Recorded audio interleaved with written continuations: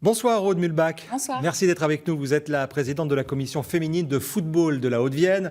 Cette Coupe du Monde féminine, c'est effectivement une formidable vitrine. Vous en attendez concrètement des retombées au niveau des inscriptions dans les clubs? Oui, tout à fait. On s'attend à avoir plus de licenciés féminines sur la Haute-Vienne. On en a déjà plus grâce à la Coupe du Monde masculine, à peu près 15%. Donc on attend des retombées. Il y a une vraie émulation autour de cette Coupe du Monde féminine.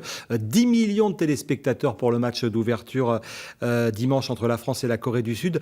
Vous sentez qu'il y a quelque chose qui se passe? Oui, tout à fait. Ce soir, le match est aussi à guichet fermé à Nice pour le second match.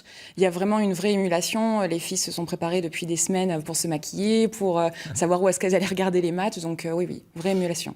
Cet engouement pour le foot féminin a commencé donc il y a quelques années, puisqu'en Haute-Vienne, les effectifs ont doublé, peut-être un peu plus que doublé en l'espace de 4 ans, avec d'ailleurs la barre symbolique du millier de licenciés en 2019. Vous l'expliquez comment? Je pense que les gens ont vu que le foot était un sport populaire aussi pour les filles et que les filles avaient le droit de faire du foot, que c'était pas qu'un sport réservé aux garçons. C'est souvent un effet de copine, comme on l'a vu dans le reportage précédent, où je commence à faire du foot, viens, c'est sympa, tu vas voir. Et on a vraiment une vraie émulation sur ce sport-là. Et vous le disiez, la Coupe du Monde remportée par les garçons vous a amené 15% d'effectifs supplémentaires. On a eu des sections qui sont créées cette année.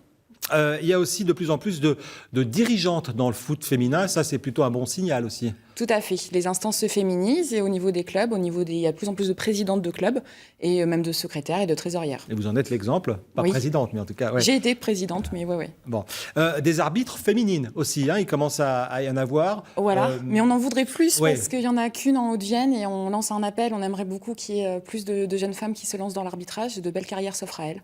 Alors, quelles sont les caractéristiques du foot féminin?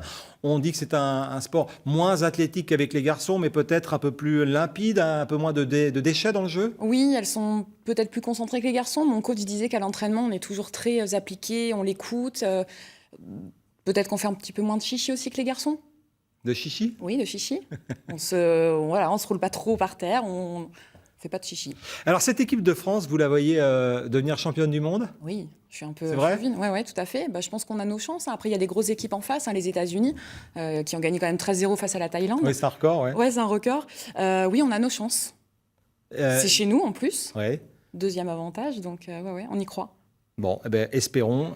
Et donc le deuxième match est donc ce soir à 21h. Merci beaucoup Aude Mulbach, présidente donc de la commission féminine de football pour le département de la Haute-Vienne. J'ajoute que ce samedi, au stade Saint-Lazare à Limoges, il y aura les finales départementales féminines de 14 à 17 ans avec plus d'une centaine de joueuses sur les pelouses de Saint-Lazare.